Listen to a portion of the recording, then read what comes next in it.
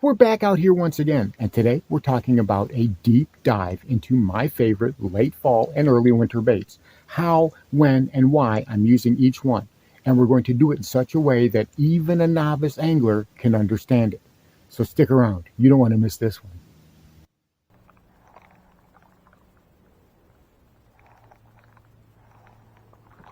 Oh, got him! I knew there had to be one back here. Oh yeah, that's a good one, kids. That is a good one. Come here, buddy.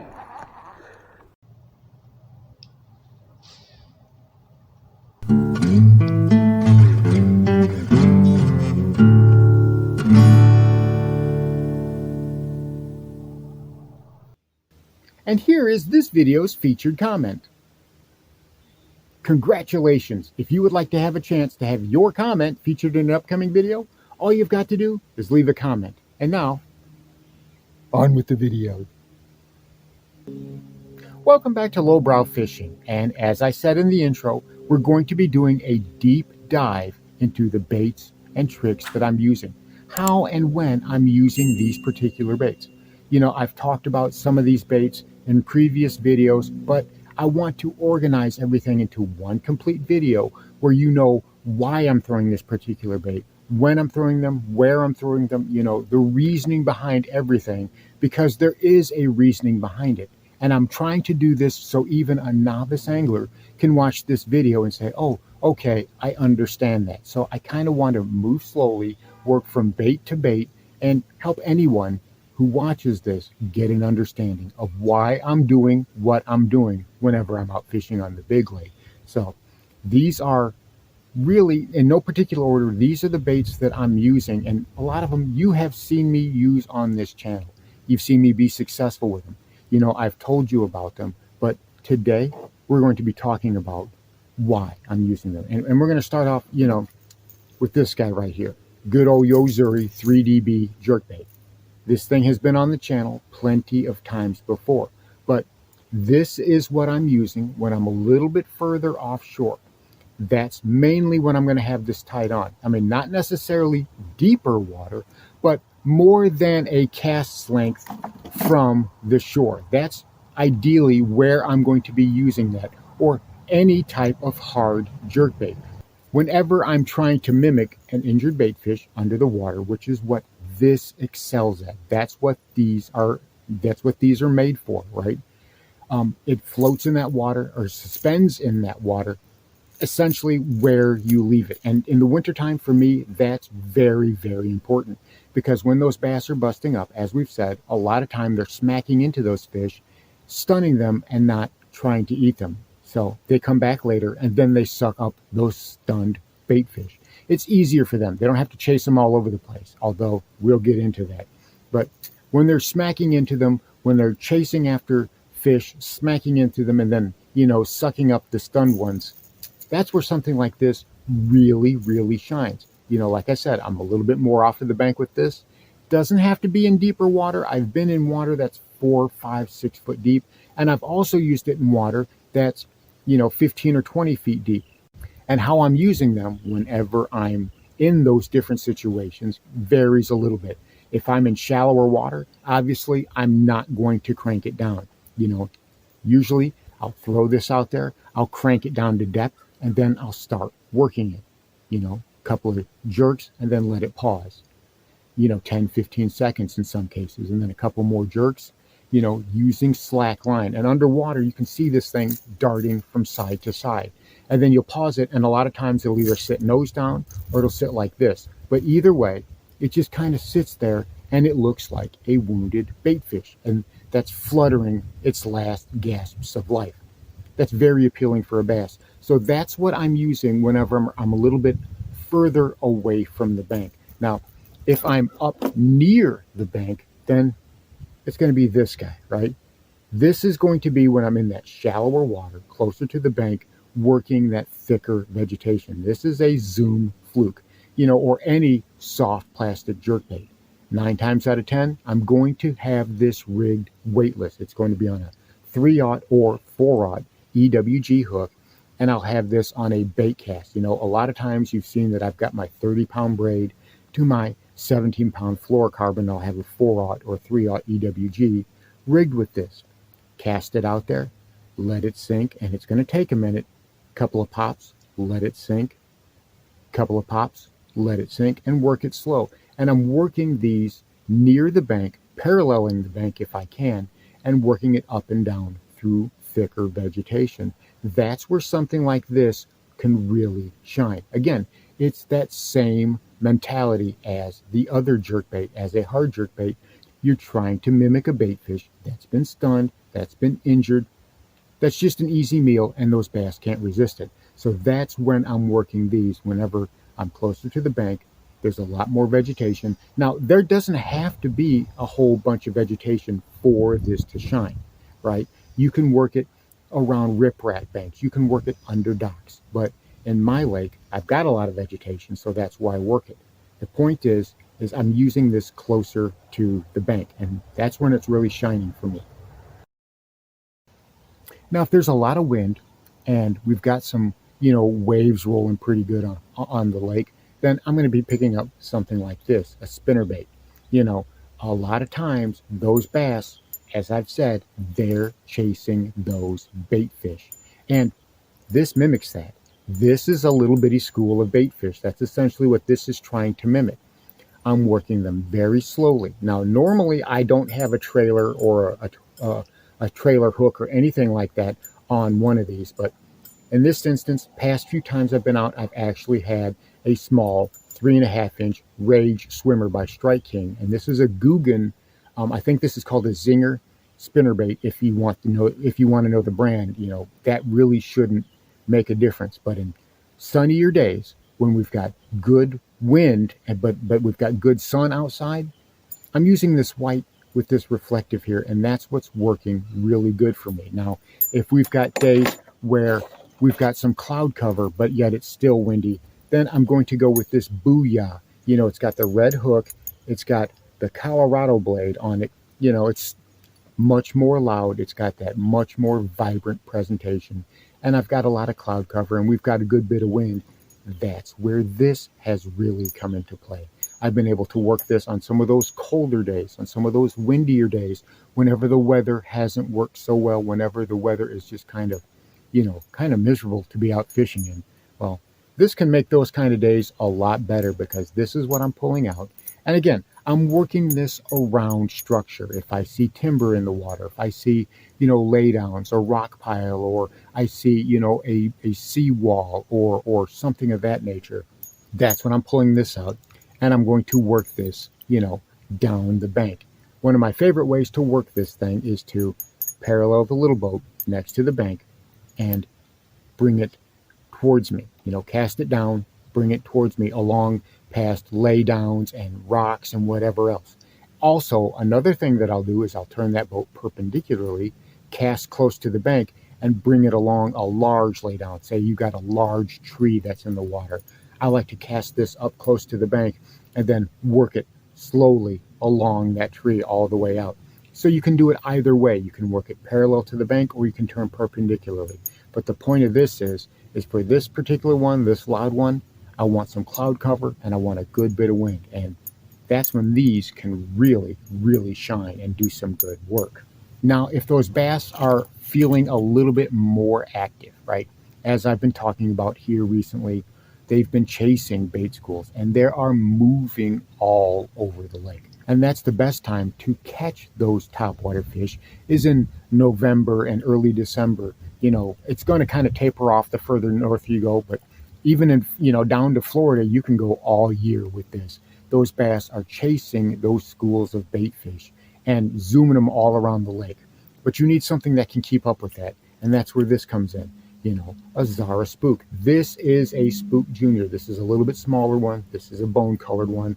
This is what I like to work, because they didn't really go for the bigger ones as much. I wasn't getting nearly the bites. This one, when I started using it in this color, I've also got a chrome one. I've got a baby bass colored one.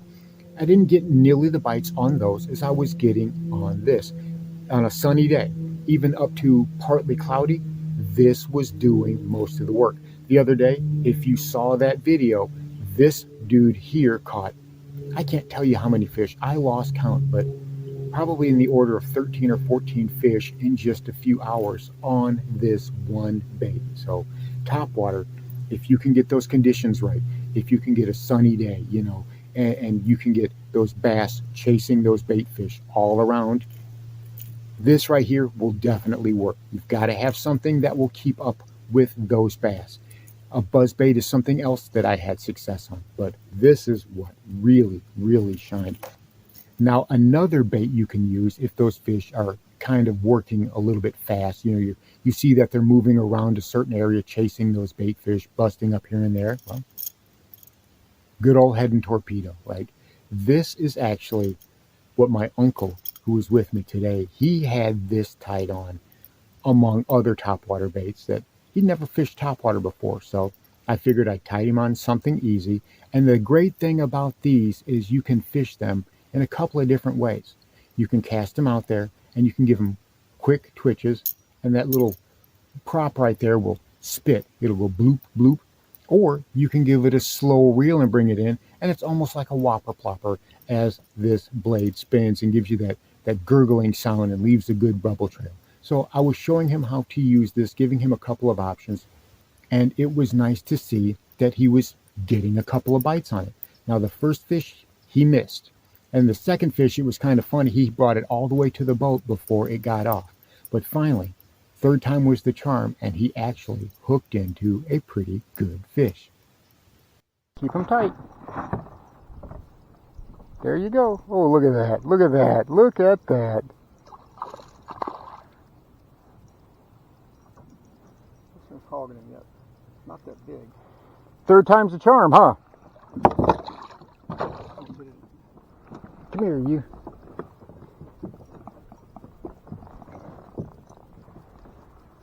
Yeah, little one. He went after it. Look at that. He T-boned it. That means he wanted it. See how he hit it crossways like that?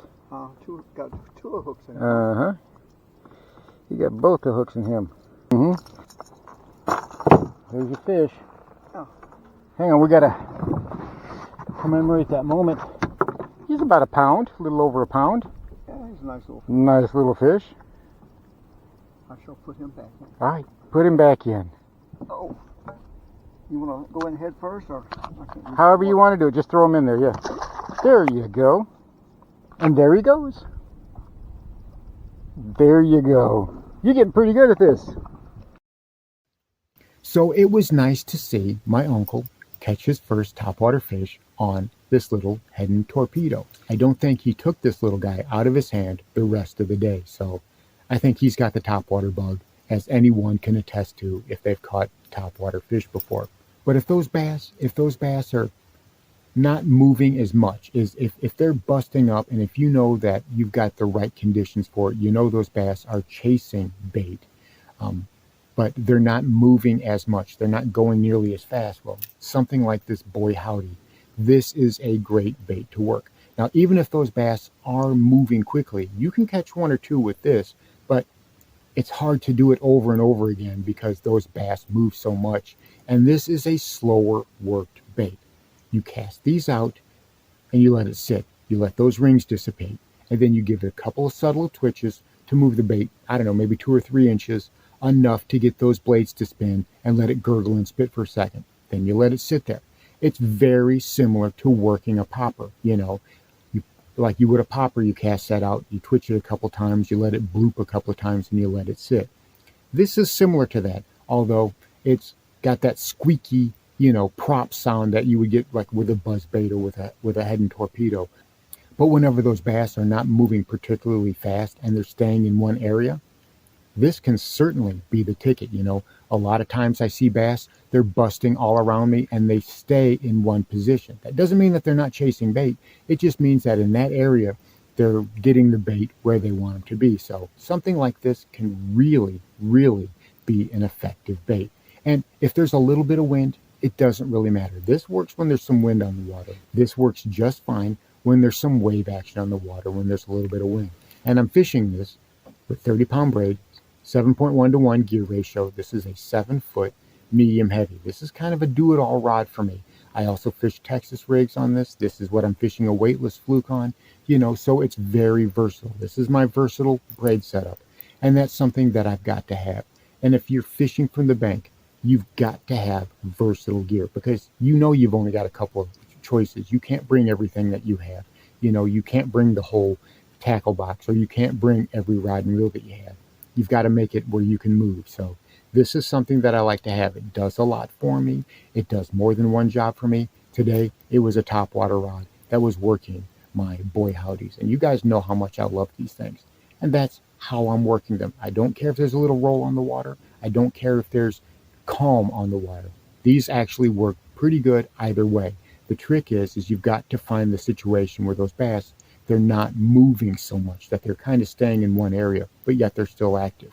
And these can really shine in those situations. Now, lastly, we're going to talk about fishing the thick slop. And if you're an angler, a lot of times this is going to be your absolute favorite way to fish, period, hands down. And that is a frog, right? We all love a good frog bite. Now, I will fish these whenever it's super, super sloppy. We've got tons of hydrilla on the lake. We've got tons of milfoil and other types of grass out there. So a frog is going to be the only way you can get out there and fish effectively. Now, do you have to have all that vegetation in order to fish a frog? No, you don't have to. You can fish a frog anywhere you want to. But that's when these really shine with those hooks turned up like that. That's what these are made for. They're made to come right over that thick vegetation, right over the top of it. And it's great to see. You will bring this right over the middle of a thick hydrilla mat. And you think, there's no way there can be a fish in there, when all of a sudden all that vegetation just kind of goes everywhere as a big bass blows up on it and brings it down. Now, granted, you got to pull that fish out of the slop, which is why I'm using 30-pound braid, or sometimes even 50-pound braid if I'm actually using my real frog stick. Now, I do have a frog stick that I work with these if I have the room for a dedicated frog stick. It's a 7'3" rod. It's a heavy power rod, and it's got 50-pound braid with a 7.4-to-1 gear ratio reel on it, so I can wrench those fish out of that slop without too much trouble. So you are going to have more of a heavy-duty setup if you're fishing these through the slop. And another type of frog that I like is this poppin' frog. Now, Hank over at Bass Geek, he sent this to me probably, I don't know, maybe a year and a half ago, and it rattles and it's got a good popper on the front of it. I don't remember the brand name, and I'm sorry, Hank, but I love this frog. A poppin' frog can be an amazing change of pace from a regular, scum frog or booyah, pad crash, or something like that. Now, these aren't going to be quite as weedless because this scoop here will sometimes catch some vegetation, but it's not too bad. It's not like it's unfishable in the slop. This actually does pretty good. But my favorite way to fish these is to cast them out into those open areas, those areas around the hydrilla, right? You see a whole big area of hydrilla or grass or vegetation, and you see an open spot in there. I love to cast this in there and work it through there. I mean, I've caught, I don't know how many fish with this thing. This thing has done some great work for me. And it's not hard to work. I just work it pretty much like I'm working a regular popper. I make it bloop a couple of times, and then I let it sit there and let the rings dissipate. And then I bloop it a couple of times, and then I let it sit there. And it's funny how often that just sitting there, and it can be forever. It can be a long time, and then all of a sudden this thing gets blown up on. It's rarely whenever I'm working it that this gets bites. It's usually always whenever I've got it paused. But this can be an effective bait even for a novice. If you are a novice bass angler and you're new to bass fishing, a frog is a great way to catch topwater fish. And it gets you that topwater bug. You will get that topwater bug, and you just want to continue catching more and more topwater fish. So there you have it. An in-depth look at my favorite lures and how, when, and why I'm using each one as we go from late fall into early winter. It always pays to have a good strategy before you go out on the lake, and more importantly, it pays to be able to diversify, to be able to adapt. So have various options with you every time you go. And as I say, do your homework before you go. And above all, find signs of life. Because if you can find signs of life, such as bait fish and sunfish and things of that nature, you can always locate bass. Thanks for watching Lowbrow Fishing. We'll catch you in the next one.